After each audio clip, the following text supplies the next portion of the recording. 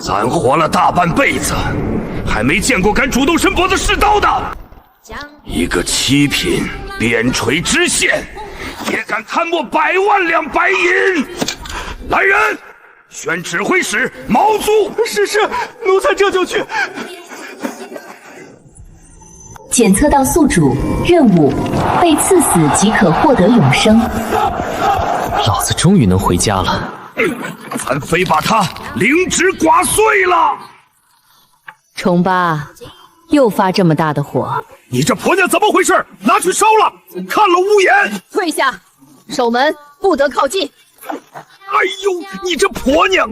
这里是御书房，不是你的坤宁宫。你给我看仔细了，贪墨银100万，去哪儿贪？全县卖了也凑不齐100万。第一个看的是胡惟庸，有你真是咱的福气，咱差点就错杀了忠臣，绝不能错杀一个能臣。毛贼的队伍慢走。你小小不老好心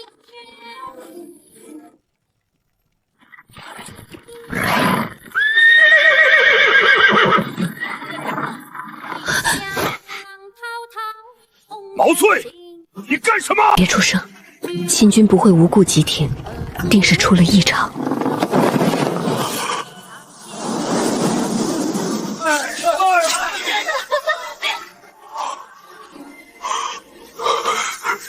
咱小时候能过这日子，咱根本就不会造反。虫八，我好看吗？咱妹子天下最美。我问清楚了，这叫马路，叶青建的。越往北走，百姓越苦，竟被这贪官实现了。走进城，看他到底是何人物。全是战马，高矮不差，疑似北原探子，速报！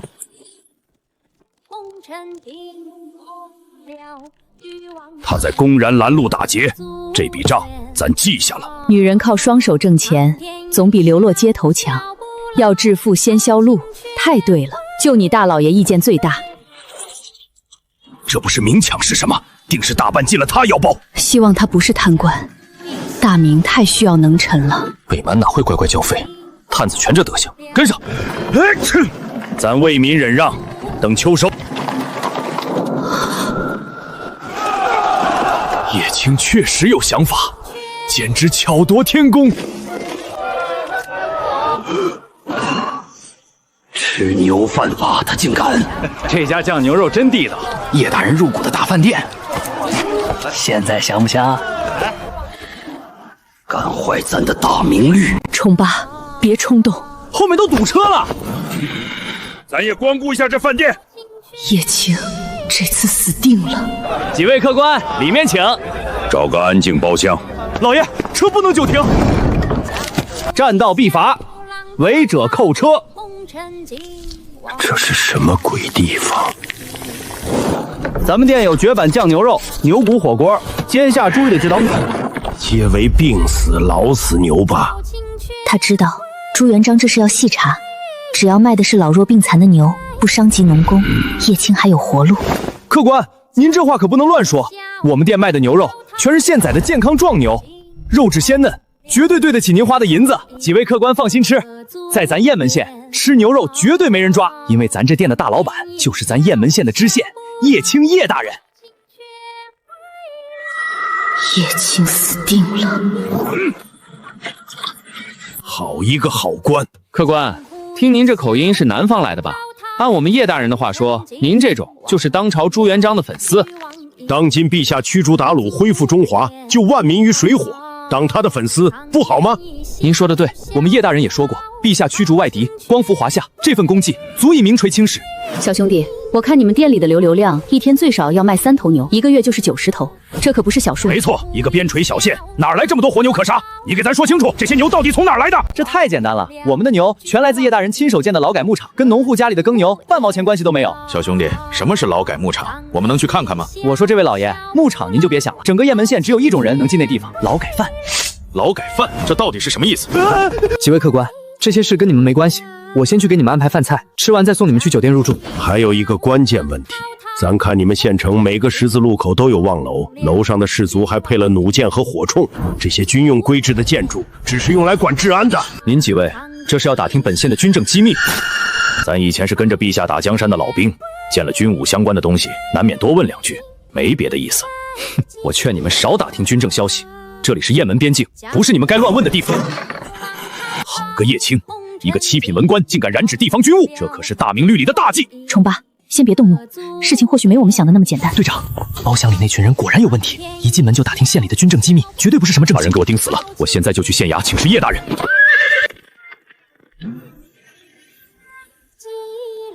没道理啊！以朱元璋那杀贪官的暴脾气，赐死的圣旨早该到了，难道传旨的人迷路了？大人，属下有要事禀报。说，县城里来了一队外地商队，行迹十分可疑，不仅出手阔绰，还四处打听我县军政要务。属下基本可以断定，他们是北原派来的探子，尤其是那个领头的富商打扮的男人，嫌疑最大。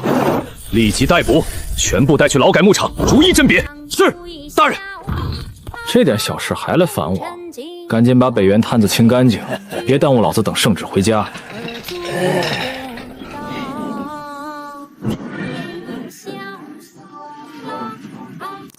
这叶青一边知法犯法开牛肉铺，染指军务，一边又建了这养鸡院，专门照顾抗元的老兵和烈属。他到底是贪官还是能臣？咱们大明开国6年，应天署都没有这样的地方，一个边陲小县却被叶青办起来。走，去隔壁看看。都说太平本是将军定，不许将军见太平。以前只当是句闲话，如今见了才知道，这话里有多心酸。这些打跑了北原，给咱们打下太平江山的人，太平之后，却只能靠救助才能活下去。足言道，苍天一笑，笑不老，豪情却归。上尉，我们打赢了，能有口饱饭吃吗？俺保证，让兄弟们都能安享晚年。忘了俱往矣，何足言道？咱堂堂大明洪武皇帝，坐拥天下，做的还不如一个边陲七品知县。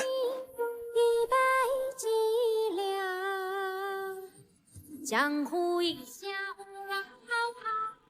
沉静。咱们回去吧，明天咱亲自去会会这个叶大人。苍天一笑，笑不老，豪情却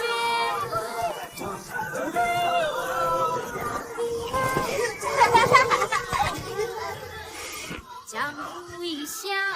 妹子，等咱回了应天，一定要在整个大明都建起这样的养鸡院和惠民医院，不能让咱们大明的将士们寒了心。还想回酒店睡安稳觉？做梦！你从东门绕回县衙，通知千户大人立刻行动。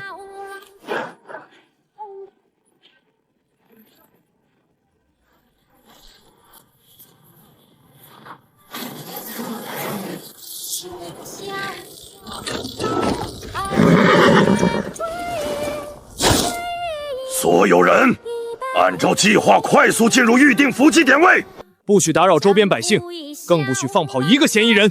出了任何纰漏，所有百户全部去军法司领罚。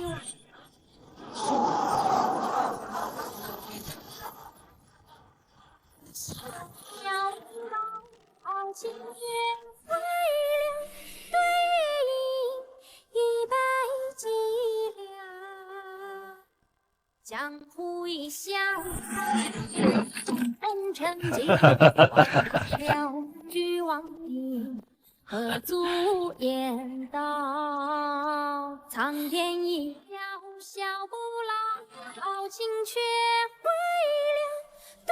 毛传，怎么了？老爷，不对劲，周围太安静了，而且屋顶、巷口都有杀气，我们被包围了。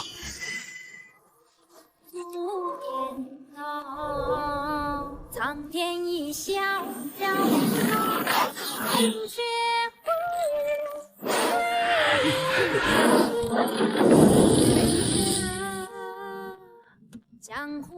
小浪淘了君王。好个叶青，咱倒是小瞧他了。他这是把咱当成北原探子，要把咱一网打尽。老爷，属下定护您和娘娘冲出去，请您先推进酒店。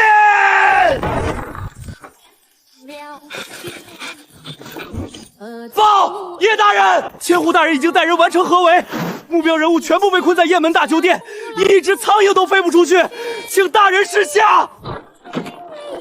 好，立即收网，全部拿下！敢反抗者，格杀勿论。是。居王地何足颠倒，不过是几个北原探子，翻不起什么落花。等处理完这点破事儿，老子继续等我的赐死圣旨。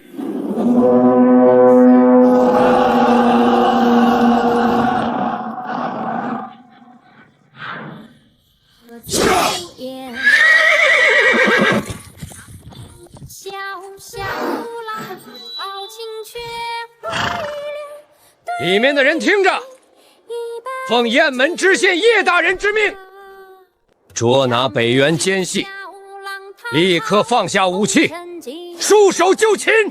敢反抗者，格杀勿论。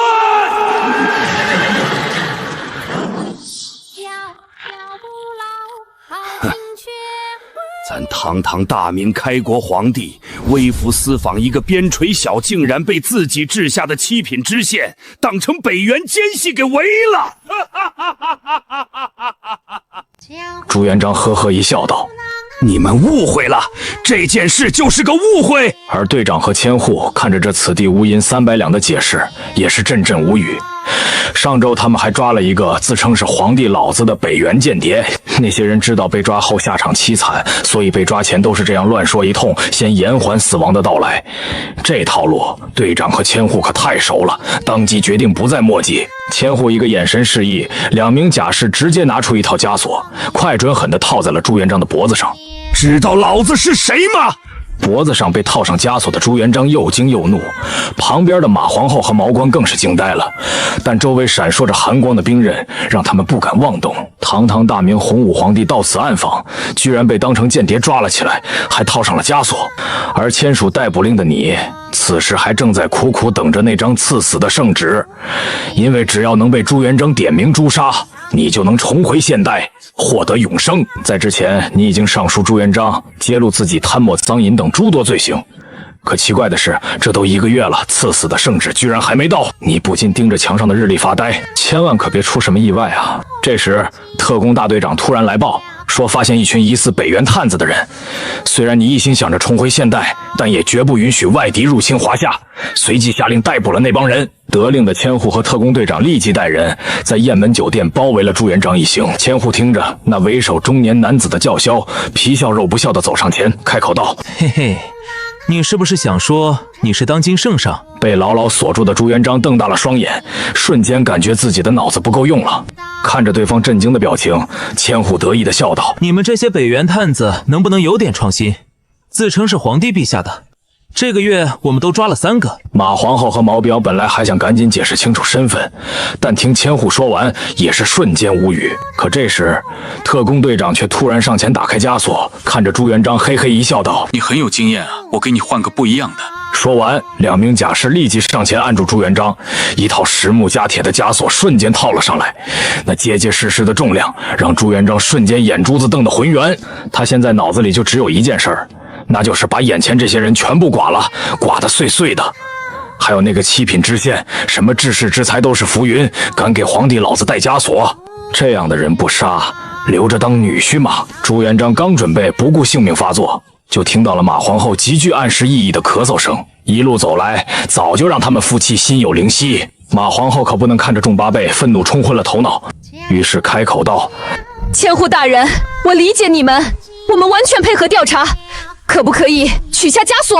特工队长和千户看着眼前气质非同一般的女子，也是重视了起来。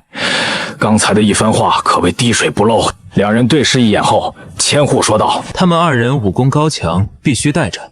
至于你就不用了，带走。”很快，大街上就出现了一道亮丽的风景线，1000多名全副武装的甲士押送着2个带着特制枷锁的男子，后面还跟着一身轻松的女子。毛耿是真的万万想不到，他都成了皇帝的禁军指挥使，还有被带枷锁的一天。朱元璋更是万万没想到，他都成皇帝老子了，还有在众目睽睽之下被披枷带锁的一天。如果不是自家妹子示意暂时忍了，这群人恐怕此时都已经躺平了。而此时衙门里的你还在盯着那份日历。一边的丫鬟走上来开口道：“大人，该吃饭了，您都盯着看了多少天了？”而你回过神来，便暗自嘟囔着：“不应该啊！难道传旨的人真出意外了？就是朱元璋御驾亲至，也该到了吧？”越想越觉得头大。而这时，门口传来了特工队长的声音：“大人，那波探子已经被全部逮捕，押往大牢。”你脸色一正，回复道：“那就按照流程办事，明早直接送他们去劳改。”是，大人。可是有个情况。队长复命后犹豫地说道。你听完后眼睛一亮：“说说看。”于是队长详细描述了抓捕的过程。一个富商打扮的中年男子气场逼人，一个镖师打扮的男子反侦查能力高深，身边的那个女子优秀的不像北地男女。你听着这样的描述，思索一番之后，命令道：“把他们关到一起，本官要亲自去听听这几人有什么秘密。”是，大人。特工队长连忙退下安排。而这时，朱元璋一行也被押到了大牢，只是他们从来没见过这样造型的监狱。正中间是一栋圆筒造型的6层木砖结构大楼，而大楼的四周则是8栋由石材建成的长方形监狱。牢狱外面则是宽阔无比的广场，广场边上是一圈驻满军队的围墙。看着眼前的这一幕，专业人士毛壮也绝望了，他明白自己绝对逃不出去。走在前面的朱元璋虽然恼怒，但也不得不承认这个监狱的厉害。中间的大楼住满狱卒，配合着外围围墙上部署的弩箭和火铳，多大的高手来了也插翅难飞。很快，一行人来到了报道大厅，这里挂着很多标语：反思昨天，把握今天，奔向明天，坦白从宽，抗拒从严。马皇后震惊地看着这些标语，她实在没想到雁门县的监狱还讲究文化。这时，一个不耐烦的声音传来：“到处东张西望个什么？快来报上你们的信息！”一手拿着笔的老狱卒斜着眼睛看着他们。3人使用化名报完信息后，被领到一个背景墙颜色单一的房间。一个速写画师拿着铅笔，很快就完成作画。看着展示在自己面前的成品画像，朱元璋3人再次被震惊。画像栩栩如生，如见真人。应天府画师要是也有这种能力，哪还有指挥使大人找不到的人？毛仔也是暗自感叹。做完画像后，3人被分发囚衣。一个年轻的狱卒解释道：“这里只有编号，就是衣服上的数字，能出去的办法只有3个。上面查明你们被冤枉，刑满出狱，死在狱中。”随后，3人被带进真正的牢房。在路过一个个房间的时候，马皇后细心地注意到，这里的牢房干净整洁，房间内没有稻草，只有上下式的床铺，而且关押的人员居然没有一个喊冤枉，仿佛这里并没有冤假错案的发生。朱元璋和马皇后对此也是感到满意。这时，边上的牢房里传来交谈声：“兄弟，你今天赚了多少钱？我今天去的是劳改牧场，赚了5文钱呢。”听到这里，一行人停了下来。朱元璋看着眼里尽是期待之色的囚犯，这次他是真的不懂了。从乞丐到皇帝，什么没经历过？唯独没见过哪个监狱的犯人眼中如此充满希望。难道真是自己错了？这是洪武皇帝第一次从内心怀疑自己。快点走，想挣钱，明天就有机会。随着狱卒那么一吼，距离最近的毛筐直接就炸了。可还不等他发火，就迎来了马皇后那尽是斥责之色的眼神。很快，一行人就被带到了尽头的特别牢房。这个牢房相邻的2间都是空的，而你和特工队长就伪装在这空牢房里。等那行北原探子放松警惕后，自然会交谈出秘密。进了牢房后的毛党可是憋了一路。娘娘，我这就……话还没说完，又迎来了朱元璋狠狠的一瞪，吓得毛丈连忙闭嘴。马皇后笑着看着2人，示意他们过来小声说话。俗话说虎落平阳，如果抓捕的士兵知道我们真实身份，面对要诛9族的后果，他们中的一些人很可能将错就错，那我们就真的危险了。朱元璋听到这里，不禁一阵后怕，拉住了马皇后的手。妹子，有你真是我的福气，咱听你的。马皇后也是温柔一笑道：“你只是一路被愤怒气昏了头脑。他们故意安排这个四下无人的房间，肯定是想偷听我们讲话，所以我们一定不能暴露身份。这里只有老爷和夫人。”能成为开国帝后，马皇后绝非偶然。此时的你正像只壁虎趴在墙上，耳朵紧贴墙壁，旁边是撅着屁股偷听的特工队长。他们说了什么？特工队长脸上闪过尴尬。没听清啊，大人，这墙壁当年也建得太厚实了。你摇了摇头，不相信这群北原探子还能逃过你的偷窥，于是你抬头看向了通风口。而此时隔壁的马皇后也正在和朱元璋二人小声地说道：“这里守卫森严，逃不了。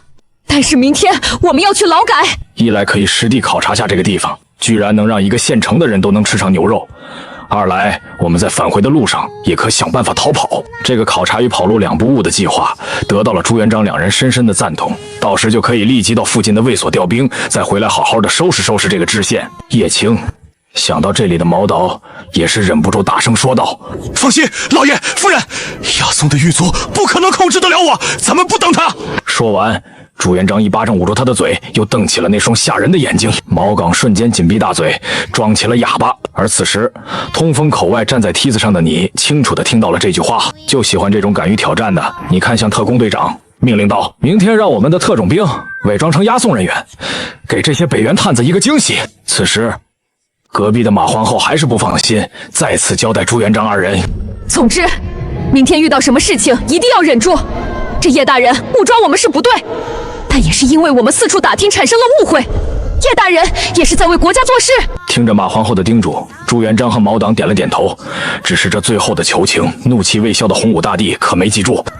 给皇帝老子戴枷锁、蹲大牢，还劳改，这次耶稣来了也留不住他。此时返回县衙的你也是狠狠打了一个喷嚏，回想起刚才牢房里那个非同一般的女人，一点都不像北原蛮女，于是便安排明天单独会会她。当第二天清晨的第一缕阳光照下，一声穿透力极强的唢呐响彻了整个监狱。大早上的，谁出殡啊？毛岗下意识的谩骂，而床铺之上的马皇后也被瞬间惊醒，睡眼惺忪的朱元璋更是一脸无语。所有囚犯半刻钟内穿戴整齐，门口待查。一个狱卒不停地传达着命令。不一会儿，所有人集结完毕，来到食堂。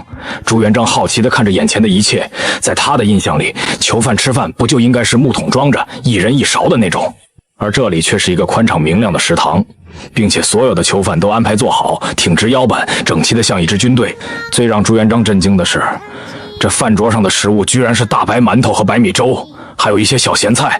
就算江南等地富裕的乡绅，也吃不起这个吧？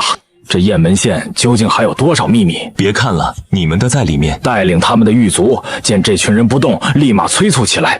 而这时，旁边传来声音：“又是早上吃大肉的人，羡慕啊，羡慕！你也可以申请去吃啊！不，我可受不起。”听着这样的言论，朱元璋几人皱起了眉头。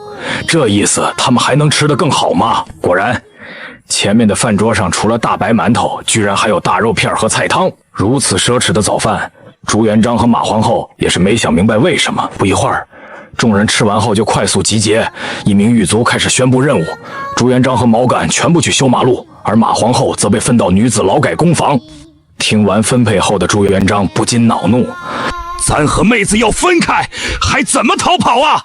昨天的计划瞬间就泡了汤，但冷静的马皇后瞬间感觉到了异常，这个安排的背后必定有人操纵。看着就要爆发的毛荒，他连忙开口笑道：“你们不用担心，我相信这位叶大人不会为难我。”朱元璋看着自家妹子这自信的笑容，瞬间明白了他话语间的意思，于是马上点头道：“咱听妹子的。”只是着急的毛党却并没理解，但被朱元璋拉住，小声说道：“你小子还是年轻嘛，这明显是叶青的安排。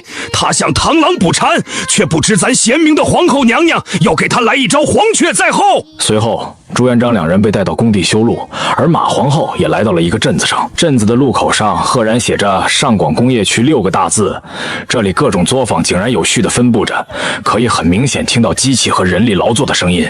显然，这个被集中发展工业的镇子，也是出自知县叶青手笔。大人，这个女人怎么安排？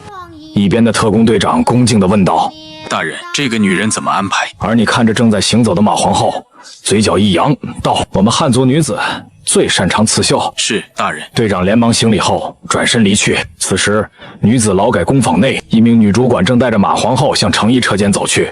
而这里行云流水般的制作工艺，不仅提升了生产速度，而且产品质地均匀。女主管见马皇后四处打量，便介绍了起来：“这是我们叶大人研发的新工艺，叫做流水线。每个人只需要完成自己的那一步，然后移交给下一个人就可以。”走过整个车间的马皇后也是忍不住赞叹道：“流水线工艺确实行云流水。”然后他们来到了一个被红色布料包围的工作台。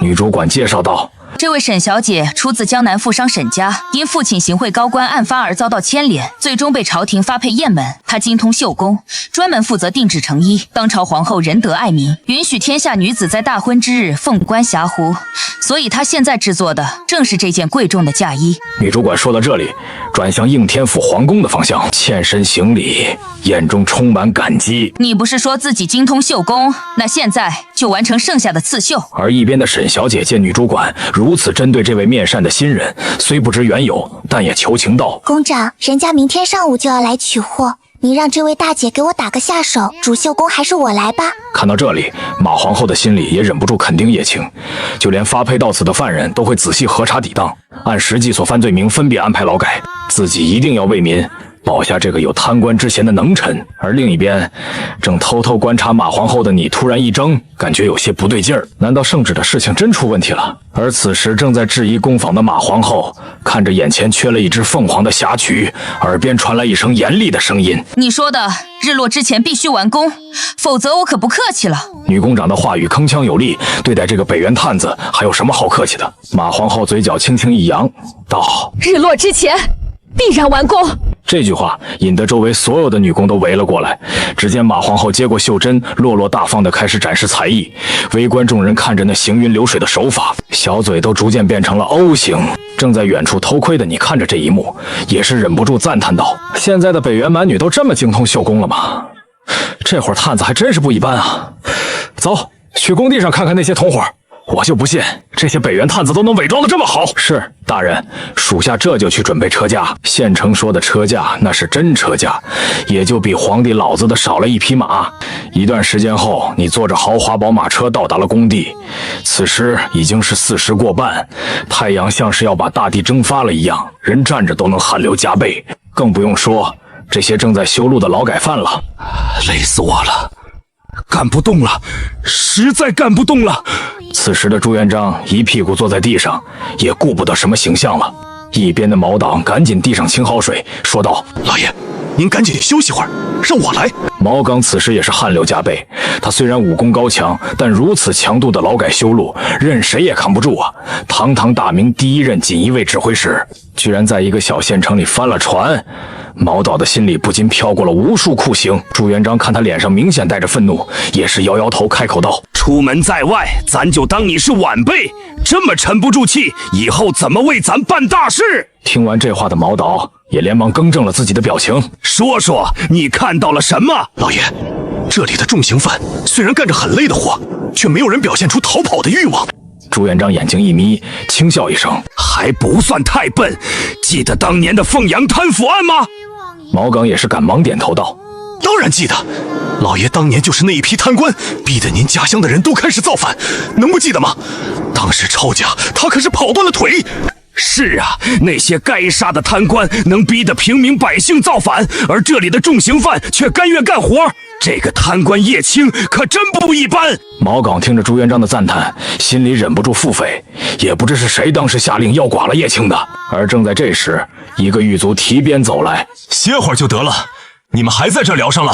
赶紧去那边提沥青，慢了可别怪我鞭子不长眼。”朱元璋和毛平只得快速起身，两人来到一辆马车前，一前一后抬起一大桶沥青，摇摇晃晃地向前面走去。朱元璋一边抬一边忍不住疑问：如此珍贵的黑椒油居然用来铺路面，并且准备一路从雁门县铺到雁门关口。据他所知，整个大明也就四川广元出产这个东西，可要运输到这北部边疆简直不可能，并且目的仅仅是铺路。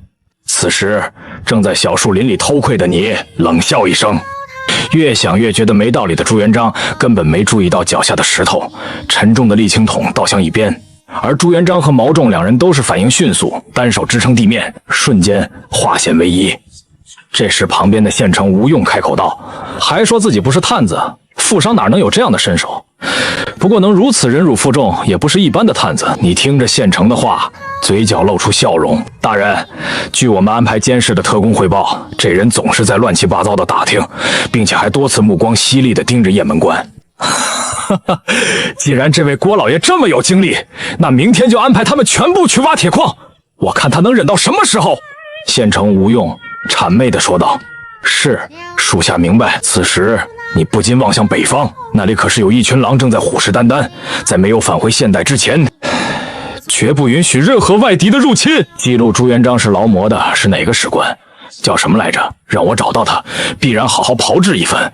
一个赐死的圣旨，这么长时间都没到，还敢说劳模？坐上宝马车，正准备返回的你，再次忍不住暗自腹诽。公驾的5匹宝马发出一声嘶鸣，瞬间提速奔腾而去。而一边正在干苦力的朱元璋听见这声音，立即辨别出这是绝世好马，随即起身扭头看去。只见一条宽阔的军道上，5匹高大英俊的黑色宝马共同拉着一辆车架向前疾驰。一边的毛党也看到了这一幕，震惊道：这到底是什么人？马车规格也只比咱少了1匹，这车厢大小更是超过了咱的龙辇。什么人竟敢乘此等规格的车架，简直是贼子！可是话还没说完，一道破空之声直接就传到了他的耳朵里。毛耿双目一寒，不用转身都知道是皮鞭打来，于是伸出虎爪般的大手接住破空的皮鞭，狠狠一拉，身后伪装成狱卒的特工就直接被甩飞出去，尽显锦衣卫都指挥使的风采。而此时，一名留着2撇胡子的中年狱卒上前一步，接住那名特工，但也后退数步。看到这一幕的朱元璋也不禁神色一紧，一个寻常狱卒怎么可能接住毛王一击？见这里起了冲突，狱卒们迅速冲了过来，甚至连正在干活的劳改犯都围了过来，抱头蹲下，双手抱头。朱元璋和毛袍瞬间被围得里3层外3层，严厉的呵斥声不断传来，唾沫星子都喷了一脸。此时朱元璋一点也不怀疑，如果自己不赶紧照做，恐怕下一秒都不用看押的狱卒动手，这些重刑犯就轮着铲子上来了。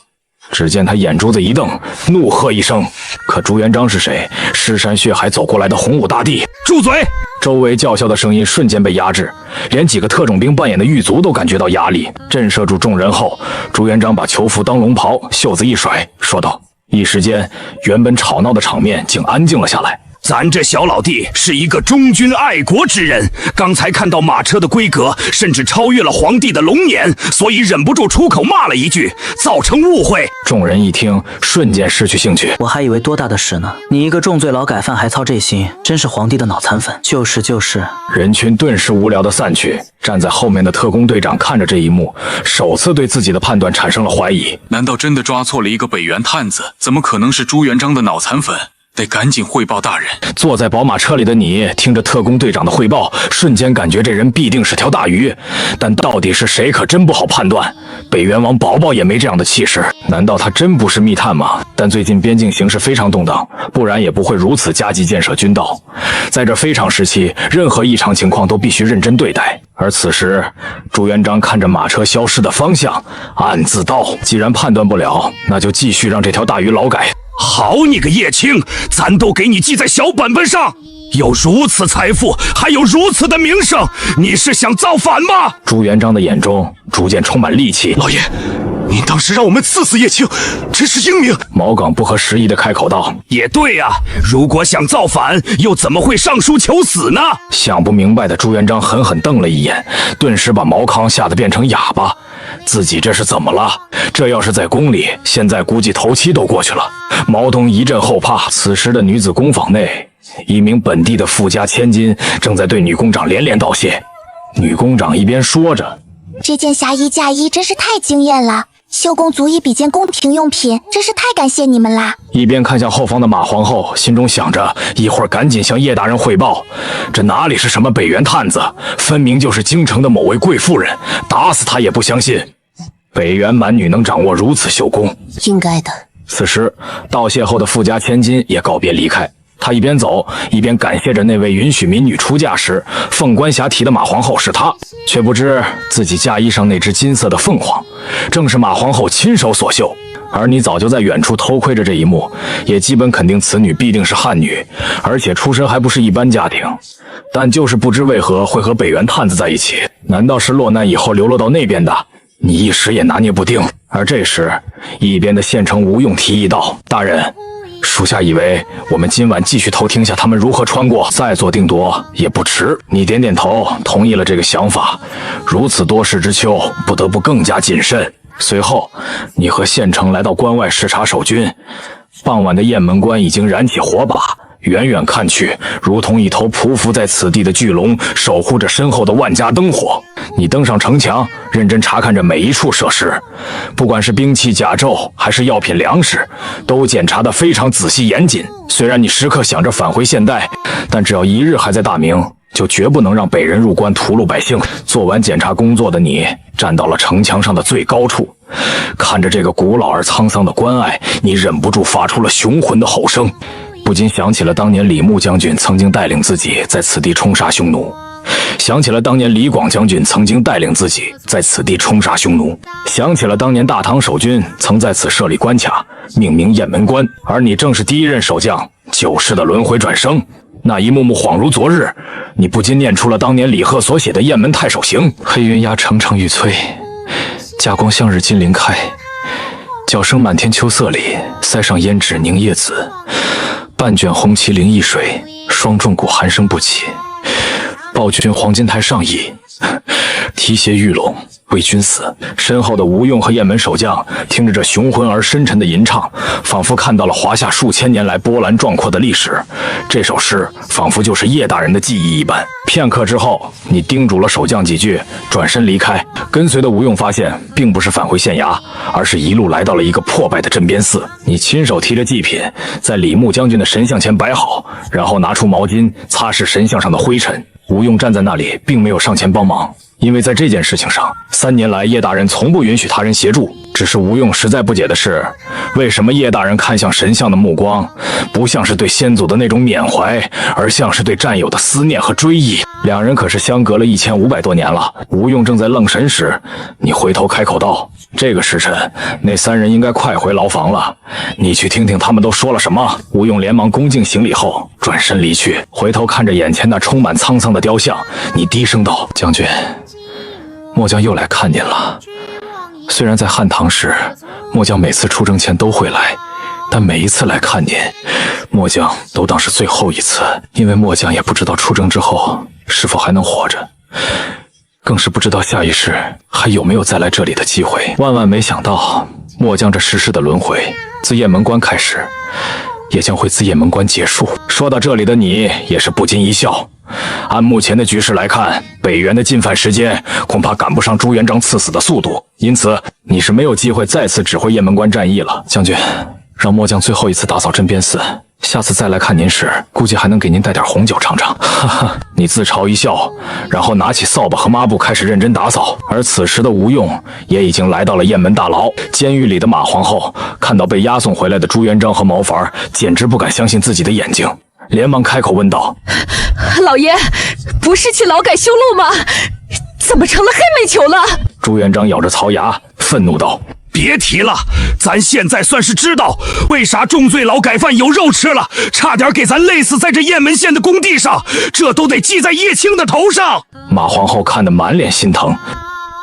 老爷，赶快躺下，我给您揉揉。一会儿，朱元璋舒服的都快睡着了。马皇后一边按着，一边回忆着白天的见闻。女子工坊的人都是对叶大人感恩戴德。况且叶青创建的工业区和流水线生产模式提高了生产效率，同时还保证了更高的质量。这位叶大人确实有治世之才，很想为大明和百姓保住这样的能臣，可这里又不是皇宫，不能拧着众八的耳朵发表意见，况且还说不定隔墙有耳。于是温柔开口道：“老爷，舒服吗？”朱元璋闭着眼睛，无比享受地说道：“咱妹子这手艺是最舒服的，天下无人能比。马皇后又略微带点撒娇的说道：“可是，老爷，我今天也刺绣了一天，胳膊又酸又困。”哎呀呀！朱元璋连忙坐起身，心疼的说道：“妹子，咱一时舒服就忘了，你赶快来，让咱也给你揉揉。”马皇后幸福淡笑道：“还是宠八哥心疼人。”朱元璋嘿嘿一笑，轻柔的按着。少过一会儿，马皇后开口道：“老爷，你猜我今天看到了什么？不就是一群女的在做刺绣吗？”朱元璋淡淡道。马皇后突然起身，神秘道：“可不止呢！我在成衣工坊看到那位叶大人设计了一种流水线工艺，每个人只需要完成自己的工序，然后交给下一个人，以此类推，完成成品。节约时间的同时，质量还得到了提升。那个镇子还集中了所有的工业。”随着马皇后越说越详细，朱元璋的脸上也逐渐露出震惊之色，心中暗自盘算着，这些工艺如果用到工部工坊和兵部兵器制造局，那大明的国力和军力将会……还没等他想完，一边同样震惊的毛孔激动的大声道：“那老爷，这个方法要是用到我们……”话还没讲完，就迎来了2道冰冷的目光。毛统领连忙闭紧嘴巴，终于让我听到一句有用的。牢房通风口外偷听的县城吴用，此时站在梯子上，两腿都麻了。随后命人悄悄撤去梯子，他牵着宝马朝县衙走去，边走边陷入深思。这几人到底是什么身份？如果是北元探子，怎么会对工业生产感兴趣？可如果不是，又怎么会到处打听雁门军情，并且对雁门的部署好像还很欣慰？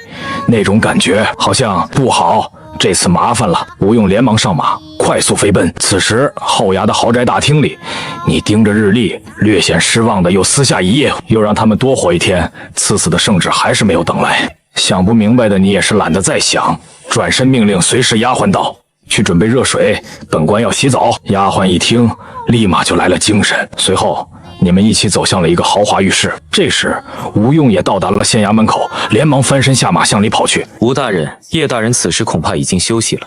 守卫说道。守卫也从未见吴用如此慌张，他就是在洞房花烛，也得赶紧起来。此时的吴用已经急得满头大汗，冲进门里后就朝后衙跑去。一小会儿的时间到达了浴室门口，上气不接下气的叫道：“大人，您洗完没有？下官有急事汇报。”浴室里哗啦啦的流水声停止。很快，你穿着蚕丝纱衣打开了房门，盯着吴用认真的说道：“你最好有天大的急事。”吴用尴尬一笑道：“大人，您还记得2月份上奏的奏折吗？您都写了些什么呀？”听见这话的你，脸色不由一凝。下午不是让吴用去偷听北元探子讲话吗？大半夜怎么急忙慌张地跑来问奏折？当时自己单独写好后，亲自落封交给了差役。吴用并不知道奏折内容，难道是不好？你心里咯噔一下，看向吴用的目光逐渐凝重。你的意思是说，那几个探子打探军情，关心工业制造，又是来自应天府，那他们很可能是钦差。大人，这次可麻烦了。吴用接过话，一脸愁容道：“他们那几个仆人打扮的护卫，个个武功高强，很可能就是来自清军都尉府的。这次我们误把钦差当成间谍抓了起来，不仅关进监狱，还送到工地当劳改犯，这恐怕会引来杀身之祸呀。”听完，你暗自叹息一声，这次恐怕真的失策了，怪不得赐死圣旨一直没有来，很可能是奏章上的那句为官3年，贪墨赃银100万引起了怀疑。毕竟在众人的印象中，雁门县是位于边境的穷苦之地，怎么可能3年贪得100万赃银？史书中记载，朱元璋对贪官恨之入骨，看到那份奏折时必定暴跳如雷，下令斩首。但这里的朱元璋却是活生生的人，那就有很多不确定因素。你赌的就是朱元璋看奏折时的状态。大人，您怎么还愣神呢？奏折里到底都写了些什么呀？吴用是真着急了，你眼睛一瞪，回复道：“还能写什么？无非就是自谦但不妄自菲薄的话，和其他人都一样，可不能让吴用知道事情的真相。”大人，那既然这样，下官认为事情还没有到无法挽回的地步。吴用的声音逐渐变得冰冷。你想干嘛？你连忙问道。吴用当即做了一个抹脖子的动作。一不做，二不休。既然他们现在是北元探子，那就干脆让他们消失，下官再去处理掉他们的入城记录，保证天衣无缝。就算朝廷查起来，也死无对证。大人，只有这样才能保住您的前途啊！吴用严肃地说着，甚至已经做好了准备。听完，你既欣慰又害怕，看向吴用的眼光都不一样了。这要是让他把钦差给杀了，自己还怎么回家？这里要空调没空调，要地暖没地暖的。那眼神看得吴用心里发毛，不禁问道：大人，是下官考虑的还有什么不周吗？你脸色一正，连忙道：本官就是这么教你的吗？从来都是教你贪财有道，何时让你滥杀无辜了？吴用听完，脸色一苦，犹豫道：那大人现在该怎么办？你嘿嘿一笑道：你信不信？本官有的是办法，打这些钦差一个巴掌，他们还得笑着说谢谢呢。吴用瞪大了眼睛，不可置信，但想到自从叶大人到雁门县后，就没有什么不可能的，连忙行礼道：下官知错了，不应该有那种极端的想法。你见吴用真诚认错，这才放心下来，可不能让他阻挡自己重回现代的前途。好了，回去写1000字的悔过书，本官明早要看。吴用当即行礼一拜，道：下官知错，下官这就去写。话音一落，就像逃难似的跑了。看着吴用走后，你也陷入了沉思。这些人既然很大可能是钦差，那就干脆往死里得罪。第二天一早，第一缕阳光透过又高又窄的通风窗，照在了朱元璋和马皇后的脸上。此刻，牢房里也响起了刺耳的唢呐声，震得囚犯们耳膜发颤。赶紧起床，快速吃完早饭，1刻钟内到操场集合，领取今天的劳改任务。朱元璋几人也听到了狱卒的吼声，刚到食堂，狱卒打扮的特工队长就迎了上来，皮笑肉不笑地说道：今天你们在那个房间吃。只见他抬起手指向一个独立的房间。朱元璋一行走近一看，惊呆了。只见桌子上放着10几个大盆，盆子里都是拳头大小的肉块，旁边堆满了馒头，每个人的座位前甚至还有牛奶和鸡蛋。毛耿也忍不住在心里嘀咕：这些劳改犯的早餐竟然比自己在宫里吃的还好。只是这次他可没敢说出口。其实这时朱元璋的心里已经开始怒骂：在这里吃的越好，分配到的任务越重。昨天他们已经参与修路，今天比修路还重的活，那就只有挖矿。如果这个叶青私自开矿，那可真就是找死。矿就代表着钱财和兵器，私自开采也就代表着谋反的信号。大明朝是绝不允许地方官府和民间私自开矿的。很快，1刻钟的吃饭时间过去，众人集中到了操场上，一个狱卒大声分配着任务：88号囚犯，今日劳改内容：念营镇大铁山铁矿。听到这个地点的马皇后心里狠狠咯噔了一下，而一边的朱元璋眼睛也变得冰冷。他要将计就计，亲自去看看那个铁矿，看看这个叶青到底怎么回事。如果不想谋反，那怎么会私自开采铁矿？如果想谋反，又怎么会上书求死？这也是现在唯一的矛盾点。不然，大明的洪武皇帝怎么可能在这里玩过家家？马大姐，你怎么才来啊？相比于昨天，女工长的态度直接发生了巨变。赶紧和我过去，大伙儿都等着你来呢。这态度像极了迎接老师的学生。成衣车间里已经有好多用于装货的马车在排队。这么多？马皇后有点惊讶。是啊，我们这里的货质地均匀，品质优秀，很受商人青睐，连最远的沿海地区都会来采购。沈小姐在一旁笑着开口道：那这样会不会造成其他地方的货物卖不出去？马皇后有些担心，垄断式销售可不是什么好事。不会的。一边的沈小姐连忙解释道：叶大人好像很早就派人到全国各地调查，叫什么市场调研，然后每年只生产市场需求量的1/3，用叶大人的话说，就是给别人也留口饭吃。马皇后听完释然地笑了，点点头说：看来这位叶大人还是个深懂商道、有良心的奸商。是有良心，但仅限大明。沈小姐连忙补充道：这句话什么意思？马皇后来了兴趣。沈小姐神秘一笑，带她来到了一个写着出口专供的区域，这里堆放着成捆的货物。马皇后伸手一摸，有点诧异道：这些货有问题，虽然看着样式不错，但穿不了3年就不能用了。是啊，要不怎么专门卖给那些蛮人？沈小姐也抿嘴，轻轻一笑：这个叶青真是年坏的。马皇后心中暗叹，这样一个人如果可以为大明所用，那可真的是百姓之福。而同时她也不禁担心起在铁矿的朱元璋，害怕他突然暴怒造成不可挽回的损失。而这时已经熟络的沈小姐打趣道：马大姐都成劳改犯了，还不忘忧国忧民呢。马皇后听完笑了笑，正色道：宋朝大诗人陆游先生说过，位卑未敢忘忧国。富家千金出身的沈小姐瞬间感觉肃然起敬，而在一边偷窥的你转身就走，身边的吴用也连忙跟上。两人没有说话，但心里已经有了答案。这群人就是货真价实的朝廷钦差。回到豪华马车上的你吩咐道：“我们现在去兵工厂，你派人去矿山，让我们的钦差大人随车队把矿石拉到兵工厂。”是啊，大人。吴用下意识回复，但很快意识到不对，连忙道：“这要是让钦差知道了，我们私挖铁矿还铸造兵甲，那不就相当于陛下知道了？那不就相当于在找死吗？这可万万不行啊！”而你盯着吴用，既生气又欣慰，这个家伙怎么老是阻拦自己回家？于是严肃开口道：“按照我说的，赶紧去办。”吴用见你如此坚持，只能无奈地转身赶紧安排。而这时，聂营镇的铁矿内，朱元璋正在挥汗如雨，挥舞着斧头在山壁上凿出火花。就在这时，传来了特工队长的声音：“88号，你不用开矿了，和你的同伙一起把这批矿石送到兵工厂去。”朱元璋听到这个消息，有种苦尽甘来的感觉，周围的护卫和毛矿也都扔下斧头，快速拥簇了过来。而这时，朱元璋望着雁门县的方向，开口道：“果然，这个叶青开采矿石就是为了私造兵甲，他辜负了咱妹子对他的期望，更辜负了咱对他这么些日子的容忍。”随后便带着毛讨一行人来到了运输矿石的车队前，几名都尉府护卫手脚麻利地装好矿石，一行人便出发了。过了一阵功夫，几人到达了一个山口处，朱元璋以及毛党和10几名护卫来到了山壁之上，这里可以将这个兵工厂尽收眼底。只见群山环绕的宽阔盆地中，一马平川的大地上有一条大河，而这条河的岸边分布着12栋宽阔如大殿的建筑。建筑旁边是一些5层的小楼，四面高达1丈的围墙将这些建筑包围了起来。这等规模已经远远超越了朝廷的兵工坊，简直是狗胆包天。朱元璋忍不住破口大骂：“竟然敢在这群山环绕的绝密之地修造规模如此庞大的兵工厂！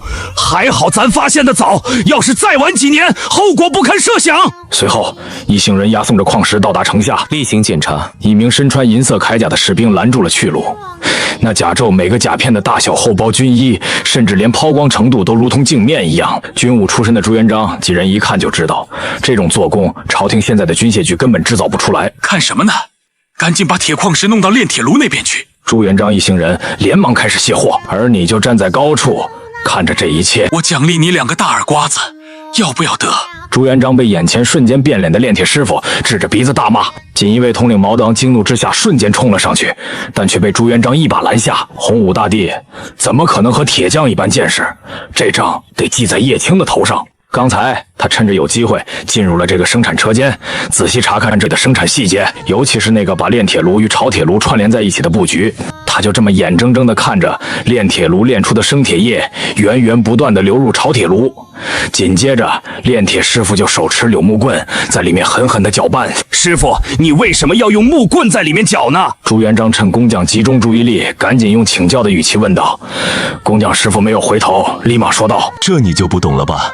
我们以前想要炼铁成钢，只能是生铁锻打以及熟铁加热渗碳，这种方法极为耗费人力、财力、物力。而叶大人教我们的这个方法，是让生铁液中的碳直接氧化。尽管我们也不知道氧化是个什么意思，但这个方法确实可以生产出钢材。再加上叶大人设计的流水线，你看，铁矿石从那边进来，再从那头出去，就是钢铁了。”说完，工匠师傅笑着转身，但看到后面的人一身裘衣，瞬间脸色一变，自己居然把不知哪里冒出来的劳改犯当成了学徒。而早已听课入迷的朱元璋见工匠师傅欲言又止，便立马请教道：“师傅，继续讲啊！我奖励你2个大耳刮子，要不要得？赶紧给老子滚！”发现自己教错人的炼铁师傅恼羞成怒，朱元璋拦住了冲动的毛长，带着他离开，继续向前。随后几人又参观了刀具、长矛以及弓弩的生产车间，越看朱元璋心中越痒痒，恨不得现在就把这些东西和技术用到朝廷兵部和工部的制造局，心中暗自盘算，雁门关现在常驻2个卫的兵力，另外在聂营镇和阳明堡镇还各自驻守有1个卫的屯田兵。就算他叶青能彻底控制这些兵力，4卫加起来也就是22400人，就算装备再精良，只要他朱元璋愿意，随时能让他们化为飞灰。但前提是叶青没有私造火器，这也是朱元璋能接受的底线，否则耶稣来了也留不住他。然而就在这时，轰的一声巨响传来，一股热浪随之扫过地面，尘土被瞬间吹得四散开来，整个车队都被震得晃动。朱元璋呆呆地看着远处升起的一股黑烟，好一会儿才缓过神来，破口大骂：真是狗胆包天，竟敢私造火器，这种威力！朱元璋连忙带着毛朴众人向爆炸的方向跑去。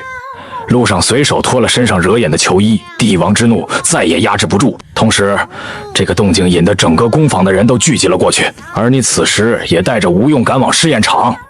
今天是第一批成品大炮的试射，可别出什么事故啊！不一会儿，你和吴用来到了靶场附近的一个高处。只见在宽阔的试验场上，90门出场的大炮以横30、纵3的排列方式，全部以最大仰角对准前方长达2000米的空地。前排填装，中排发射，后排瞄准。炮阵的侧前方，一名双手举着红蓝2面小旗的旗语传令兵正在一边下令一边打旗语。第2排的30名炮手同时点燃了后膛引线，轰隆！巨声响起，炮弹在空中划出道道火红的抛物线，最终精准命中了用白灰标记的试验点，响起了一阵阵震耳欲聋的爆炸声。爆炸产生的热浪瞬间扫过整个靶场，尘土刹那间被扬起，四周的围墙也应声倒塌。天啊，这威力这么大！冷兵器区围观的师傅们震惊了，不断发出惊呼：我的个娘耶！朝廷配发的大炮和这个比起来，简直就是烧火棍啊！那可不，这可是叶大人亲自为雁门驻军设计的。人群中，朱元璋默默地看着这一切，冰冷的双眸已经让人琢磨不透。如此强大的杀气，足以改变一场战争的走向。这些大炮可不一定只是瞄准塞外，也能对准皇帝的宝座。此时，站在高台观望的你露出了满意的笑容。